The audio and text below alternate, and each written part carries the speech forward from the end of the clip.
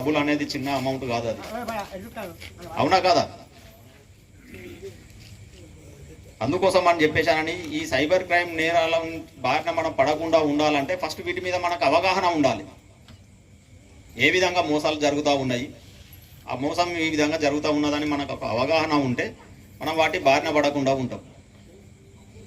మనకు బ్యాంక్ అధికారులు ఫోన్ చేస్తారు, బ్యాంక్ అధికారులం అని చెప్పేసి అని ఫోన్ చేసి మీ ఆధార్ కార్డు అదేవిధంగా మీ పాన్ కార్డు మీ అకౌంట్కు లింక్ లేదు, అది మేము లింక్ చేస్తూ ఉన్నాము, లేకుంటే మీ బ్యాంక్ అకౌంట్ మేము బ్లాక్ చేస్తాము అని చెప్పేసి అని బ్యాంక్ అధికారిని మాట్లాడినట్టు మాట్లాడతారు. మన పేరుతోని చెప్తారు వాళ్ళు, మన పేరుతోనే శ్రీనివాస అని చెప్పేసి అని పిలుస్తారు. పిలవగానే నిజంగానే బ్యాంక్ ఆఫీసర్ కావచ్చు, మన పేరు చూస్తున్నాడు అక్కడ అని చెప్పేసి అని మనం అనుకుంటాం. వాళ్ళు ముందే మన డాటా కలెక్ట్ చేసుకుంటారు. మన డాటా కలెక్ట్ చేసుకొని మనకు ఫోన్ చేసి అడుగుతారు.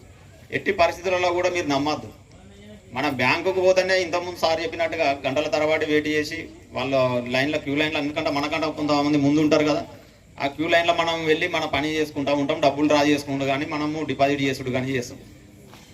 ఒకవేళ మన ఆధార్ కార్డు కానీ మన పాన్ కార్డు కానీ బ్యాంక్ అకౌంట్కు లింక్ లేనప్పుడు మనం ఎప్పుడైతే డబ్బులు డ్రా చేసడానికి కానీ డబ్బులు జమ చేసడానికి కానీ వెళ్ళినప్పుడు అప్పుడే వాళ్ళు తీసుకుంటారు. మనల్ని చెప్పి మీకు ఇవి లింకు లేవు, లేకుండా మేము ఈ ట్రాన్సాక్షన్ చేయలేము, మీరు మాకు అవి జిరాక్స్ కాపీస్ ఇవ్వండి సైన్ చేసి మేము ఇప్పుడే చేసేస్తామని.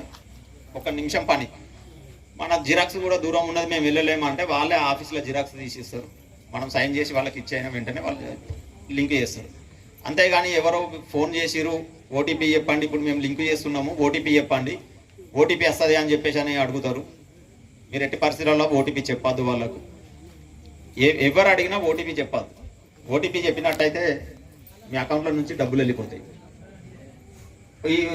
మళ్ళీ ఏం చెప్తారు, ఒకసారి ఓటీపీ చెప్పిన తర్వాత సార్ నెట్వర్క్ ఇష్యూతోని లింకు కాలేదు, మళ్ళీ ఒకసారి ఓటీపీ జనరేట్ చేస్తున్నాం అంటారు. మళ్ళీ కొడతారు, మళ్ళీ ఒకసారి అంటారు. అట్లా నీ అకౌంట్లో ఉన్న డబ్బులన్నీ తీసుకొని మొత్తం అయిపోయే వరకు మీకు అట్లనే చేస్తారు. తెలియని వ్యక్తులతో ఎట్టి పరిస్థితుల్లో మీరు వాట్సాప్లో కానీ ఫేస్బుక్లో కానీ ఇంకెట్లన్నా కానీ మీకు తెలియని వ్యక్తులు ఫోన్ చేసి మీతో మంచిగా మాట్లాడి ఏదైనా వాట్సాప్లో good morning, good night, good evening అని చెప్పేసి అని ఊరికే మీకు మెసేజ్లు పెడతా ఉంటే మీరు వాటిని చూసి వాళ్ళతోని తర్వాత ఫోన్ కాల్ మాట్లాడడం కానీ, మీరు వాళ్ళతోని చిట్ చాట్ చేయడం కానీ, మీరు వాళ్ళతోని ఏ విధంగా కానీ చాట్స్ చేయొద్దు. మీ పర్సనల్ ఇన్ఫర్మేషన్ ఏ విధంగా కూడా మీరు వాళ్ళతోని షేర్ చేసుకోవద్దు. మీతోని కొద్ది రోజులు మంచిగానే మాట్లాడతారు, మాట్లాడిన తర్వాత మీరు ఒక నమ్మకానికి వస్తారు. మాకు తెలిసిన అతనే ఉన్నట్టున్నాడు, మా ఏరియా అతనే ఉన్నట్టున్నాడు అని చెప్పేసి అని మీరు ఒక నమ్మకానికి వచ్చిన తర్వాత ఆల్ ఆఫ్ సడన్గా వాళ్ళు ఏం చేస్తారు, పిల్లలు ఏ బాబు మాట్లాడుతూ ఉంటాం. వాళ్ళు మన పర్సనల్ డాటా అంతా తీసుకొని మనల్ని బ్లాక్మెయిల్ చేస్తూ ఉంటారు. నాకు అర్జెంటుగా డబ్బులు అవసరం ఉన్న ఒక 20,000 ఒక 30,000 వేయమని చెప్పేసి అనగానే నిజమే అని చెప్పేసి అని మనం ఒక కొంత అమౌంట్ పంపిస్తాం వాళ్ళకి. వాళ్ళు ఏం చేస్తారు, వేరే ఫోన్ నెంబర్ నుంచి మాట్లాడతారు, రోజు నీతో మాట్లాడే నెంబర్ నుంచి మాట్లాడారు. నిజం అనుకోని డబ్బులు వేస్తాం మనం. డబ్బులు వేసిన తర్వాత ఇవి సరిపోలేదు మళ్ళీ కొన్ని వేయమంటారు. ఈ విధంగా నష్టపోయిన వాళ్ళు బ్యాంక్ ఆఫీసర్లు కూడా ఉన్నారు, బ్యాంక్ మేనేజర్లు, వివిధ డిపార్ట్మెంట్కి సంబంధించిన ప్రభుత్వ ఉద్యోగులు కూడా ఉన్నారు. అందుకోసం అని చెప్పేసి అని ఎట్టి పరిస్థితుల్లో మనకు తెలియని వ్యక్తులతోని మనము మన పర్సనల్ డాటా పంచుకోవద్దు. వాళ్ళతో ఎక్కువ చాట్స్ కూడా అంటే ఫేస్బుక్లో దీంట్లో మనం మెసేజ్లు పంపుకున్నాడు కూడా అట్లాంటివి కూడా చేయద్దు. జాగ్రత్తగా ఉండాలి. మన ఫొటోస్ కానీ కూడా మనము వాళ్ళతో షేర్ చేసుకోవద్దు. ఇంకెవరైనా తెలియని వ్యక్తులు మీకు లాటరీ తగిలిందని, ఇంతకుముందు మావాడు చెప్తాను మీకు లాటరీ తగిలింది అని చెప్పేసి అని ఫోన్స్ వస్తాయి. ఇట్లాంటి ఇష్యూస్ మేము చూసినాం, కేసులు కట్టినాం. ఇంతకుముందు నేను వేరే దగ్గర పని చేసిన దగ్గర పాపం భర్త మలేషియాలో పని చేస్తాడు, మలేషియాకు వెళ్తాడు, 2 బిడ్డలు ఉంటారు. ఆ తల్లి ఏం చేస్తుంది, ఇంటి దగ్గర ఉన్న 3 ఎకరాల వ్యవసాయం చేపిస్తూ ఉంటుంది. భర్తకు ఫేస్బుక్లో ఎవరో పరిచయం అవుతారు ఒక లేడీ. ఆ లేడీతోనే ఆయన కొంచెం మలేషియా పోవడం ద్వారా అక్కడ కొంత ఇంగ్లీష్ నేర్చుకున్నాడు. ఆ ఇంగ్లీష్ ద్వారా ఆమెతోని ఫేస్బుక్లో రోజు చాటింగ్ చేయడం. ఆ తర్వాత కొద్ది రోజులకు ఆమె ఫోన్ చేసి మీరు మంచి వాళ్ళు ఉన్నట్టున్నారు, మేము బ్రిటన్కి సంబంధించినాం, మాది రాజా కుటుంబం, మా దగ్గర బాగా బంగారం ఉంది, నీకు కొంత బంగారం నేను గిఫ్ట్గా పంపిస్తా అని చెప్పేసి అని చెప్తే ఇతను నిజమని నమ్మిండు. మీకు ఎక్కడికి పంపించాలి ఈ బంగారం అని చెప్పేసి అంటే ఇండియాకి పంపించండి నా భార్య కానీ వాళ్ళ భార్య అడ్రస్ ఇస్తాడు. భార్య అడ్రస్ ఇచ్చిన తర్వాత మరి నేను పార్సిల్ కొరియర్ చేసిన ఆ బంగారం మీకు వెళ్ళాలంటే కొంత అమౌంట్ కట్టాల్సి వస్తుంది.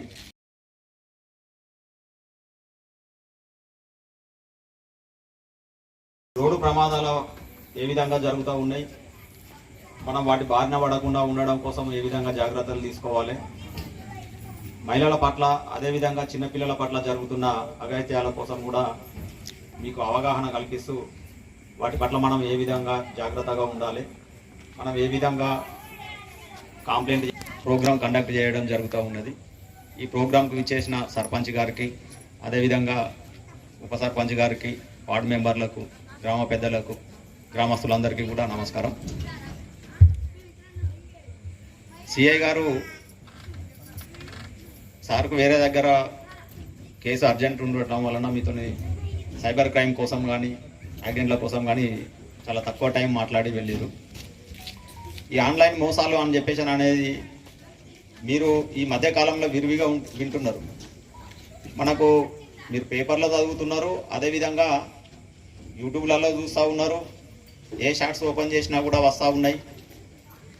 పోలీస్ వారు మీకు అవగాహన కల్పిస్తూ కూడా సోషల్ ప్లాట్ఫామ్స్, సోషల్ మీడియా ప్లాట్ఫామ్స్లో కూడా ఫేస్బుక్లో కానీ, ఇన్స్టాలో కానీ,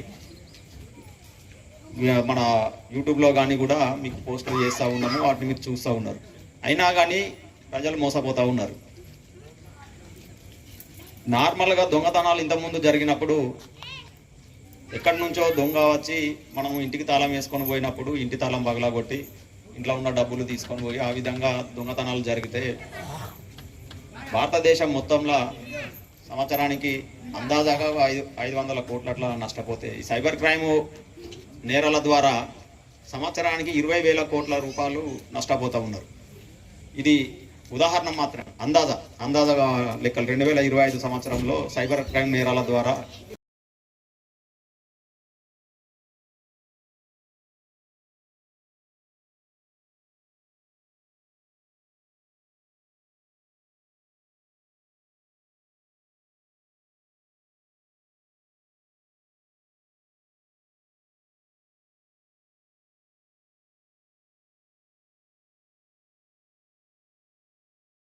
సంవత్సరంలో కరోనాను ఎదుర్కొన్నాం.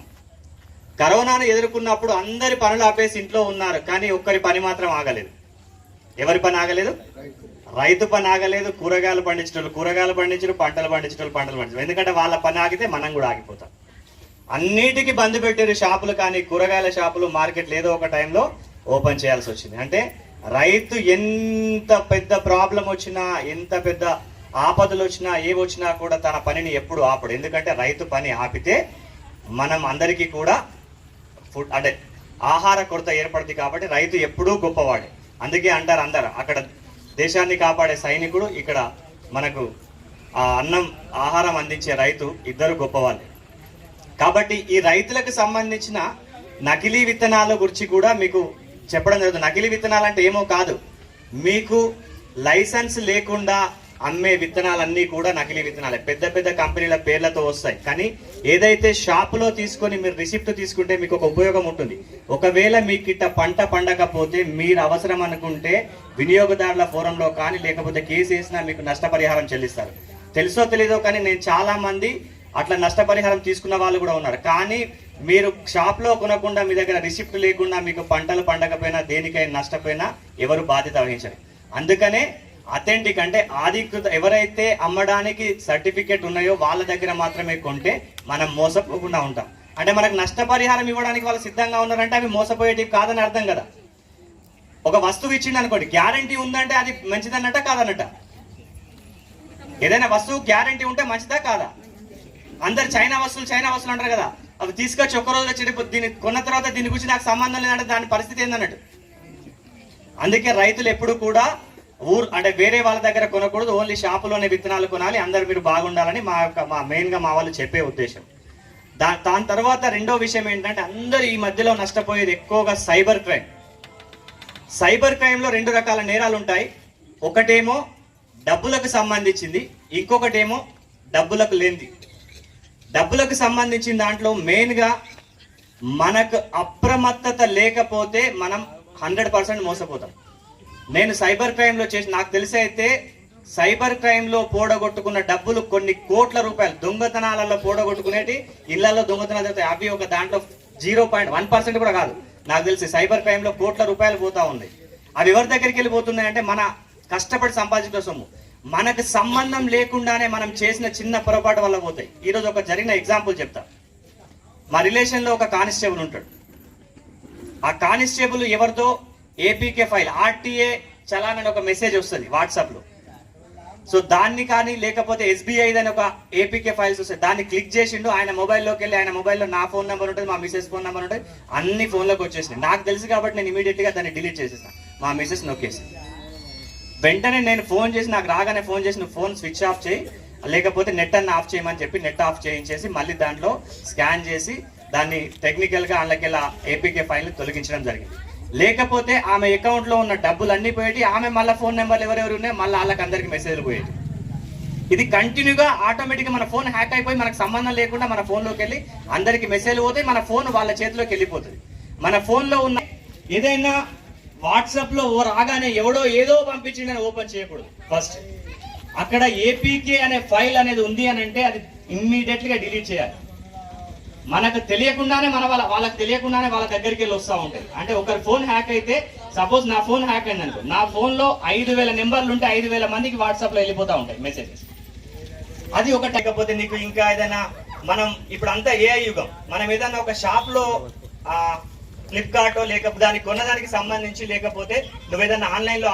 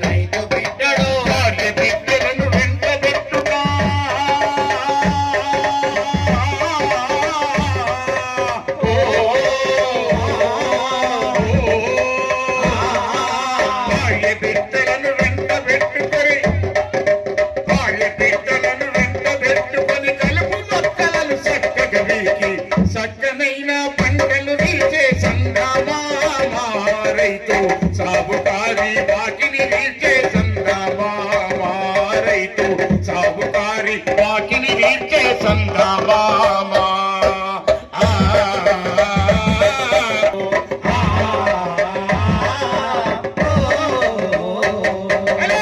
దుక్కి దున్ని రాడమ్మా సంద్రమామా, రైతు మొక్క నాటి రాడమ్మా సంద్రమామా, రైతు మొక్క నాటి రాడమ్మా సంద్రమామా.